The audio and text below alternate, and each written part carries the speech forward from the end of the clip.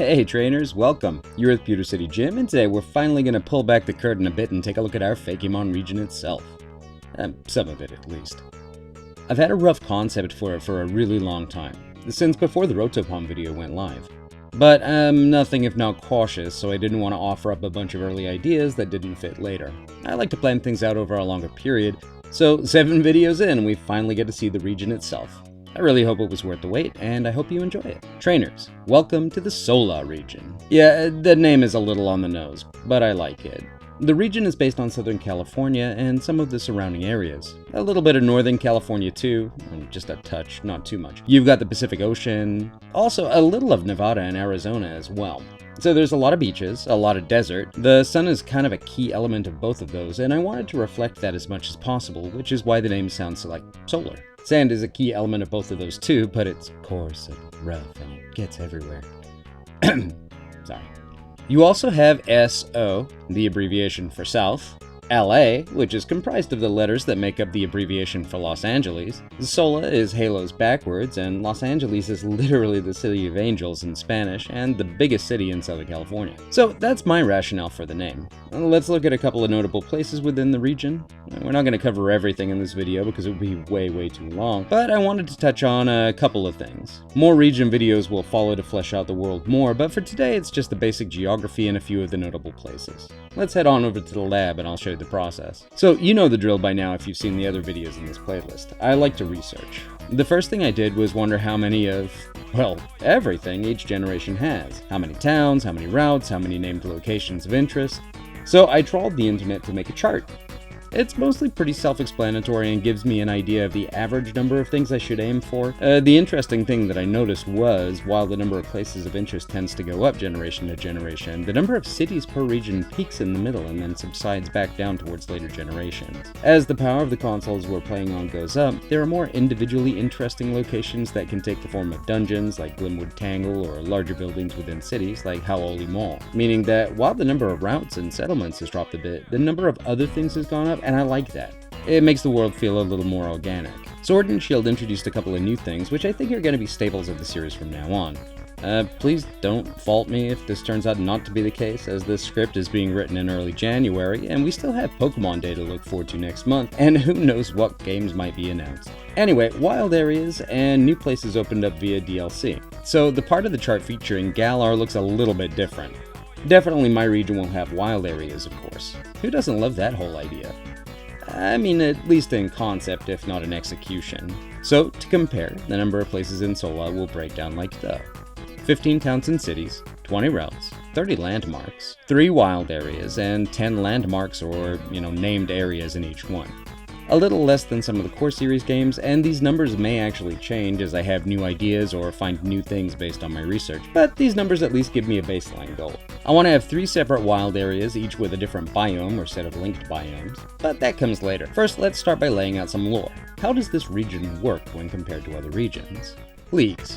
In Sword and Shield, it was hinted at that there were additional league levels, but we never got to see them or participate, and I always felt like that was wasted potential. If you look at the Pokemon League, its closest real-world analog is some kind of pro sport, complete with stadiums and a rabid fan following. So, tell me, in which real-world sport can you be 10 years old and simply win your way into the highest level at which that sport is played? You might be the most gifted child prodigy football player in the world, and you're not going to be drafted to play in the Super Bowl. Or the World Cup, depending on what you think of when I say football. So we're going to have levels to this league. Your trainer character is going to have to put in the work to be recognized as a genuine threat on that Pokeball-themed battlefield. I'm thinking that there should be a league ranking system similar to the Coronation Cup in the Pokemon Journeys anime. I actually really like that idea. I'd want to feature a few different things though. Not only how many trainers you've defeated, but their base difficulty, and later on improved difficulty upon rematches. Of course, the main source of these ranking points would be the gym battles, but badges alone shouldn't be enough, I don't think. I'd also like to see other factors taken into account. How many Pokemon have you caught? How many individual species do you have in your decks? How many wild battles have you won? How many individual areas have you explored? Kinda like the badge progression in Pokemon GO. I'm no mathematician, and being as this is all hypothetical, I'm not going to detail exactly what would be involved in the calculations for your league ranking, but suffice to say, it would add another layer of challenge to the proceedings and give you something to always be working towards. Gyms. So with multiple league levels come multiple gym challenges. I'm thinking 2, minor league and major league. Win your way through the minors, attain a particular league ranking, and you can then move on to your major league gym challenge and then the Elite Four and the current champion. The minor league would contain 8 gyms as per normal, and these would be your type-centric gyms. Your rock type gym, your water type gym, your normal type gym, etc. These are more testing grounds than anything. Can you master the basics and use type matchups to your advantage?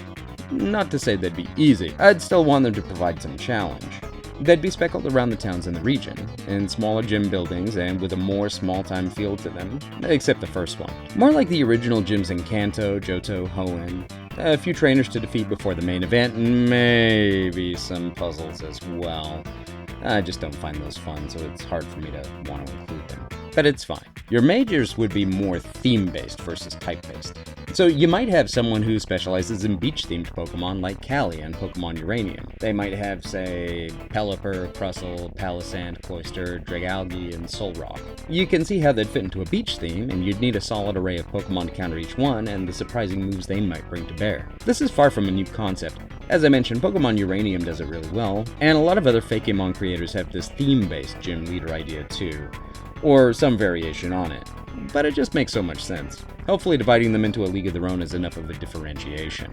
It would also give incentive to backtrack and revisit towns you've passed through, as some towns would have both a minor and major league gym present. Plus, who doesn't miss that feeling of having 16 badges like in the old gold and silver days? I know I do. Region-specific treats. 2 things that are pretty popular out here are smoothies, Jamba Juice and that kind of stuff, and the fruteros, folks who cut up fresh fruit and coat it in chili, lime juice, and love. I was trying to decide which one to use before realizing, hey, we could have both, right?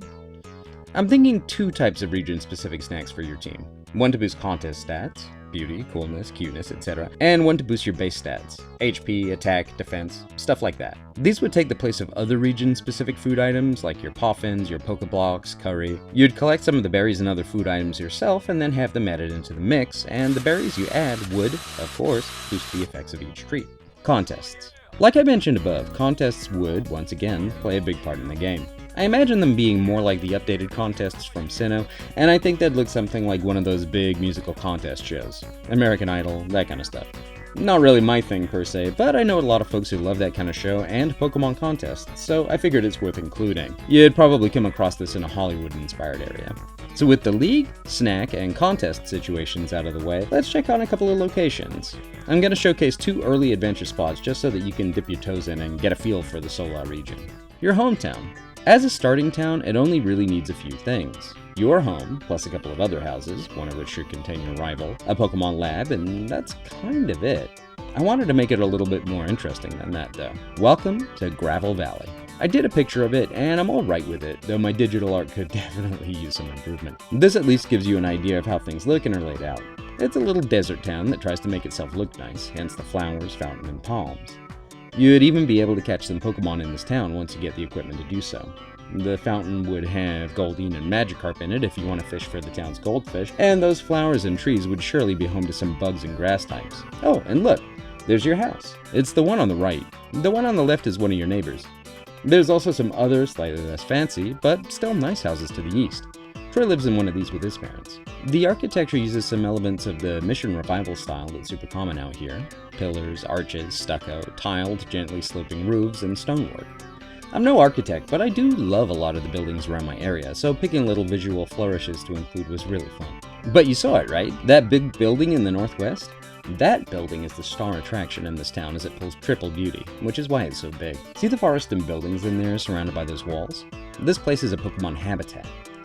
Gravel Valley started as a little mining settlement that was abandoned once the veins of elemental stones went dry. It was eventually resettled, but the old buildings were too far gone for people to live in. Instead, it was decided to shore them up, seal them off, and use them as the basis for a Pokemon habitat. Plenty of Pokemon call old buildings home, after all. The inspiration for this place is an old town out here called Mentryville.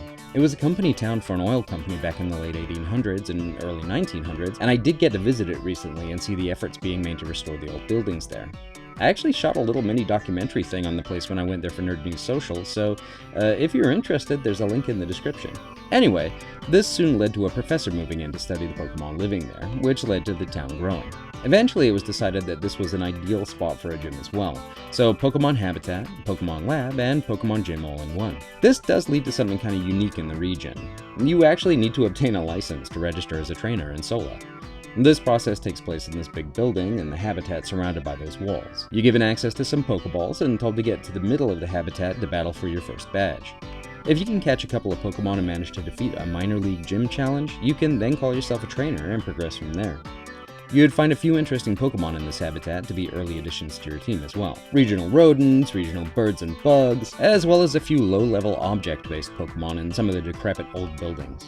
Oh, and Zubat. You can assemble a nice little team for your first gym challenge this way, and do a little training to ensure that you're not underleveled. It'd be sort of like a Safari Zone game, though my real inspiration were Generation 2's bug catching contests. Of course, you've got your technology is amazing guy somewhere around here as well. If you move north, you're gonna hit the outskirts of town and the first instance of the Strip Mall.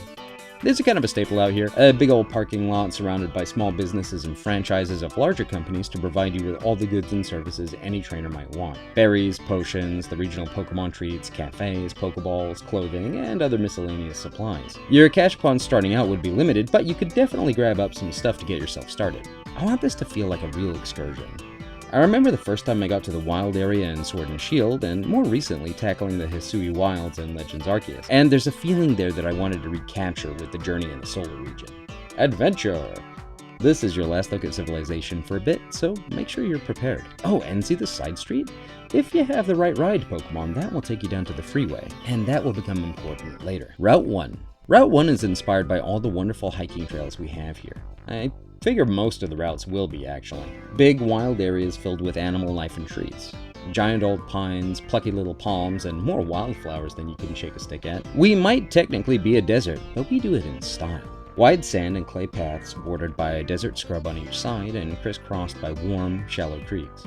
As such, you'd find your early route rodents, birds, and bugs along with some tadpoles and regional variants. The small, simple staples of every trainer's early roster. Between the stuff you caught during your gym challenge and registration trial and this Route 1 lineup, you'll have a nice little team for the early part of the game. There are, of course, a lot more places to go and things to do, but I feel like if I dropped them all right now, this video is going to be a Lord of the Rings length epic and take me 7 years to complete. As I said before, more videos with information about other places in this region are forthcoming. But that's it for this video. Thanks so much for watching. Let me know in the comments how you think I did. You've been with Pewter City Jim, and I'm looking forward to catching you in the next video. But until then, take care. Bye.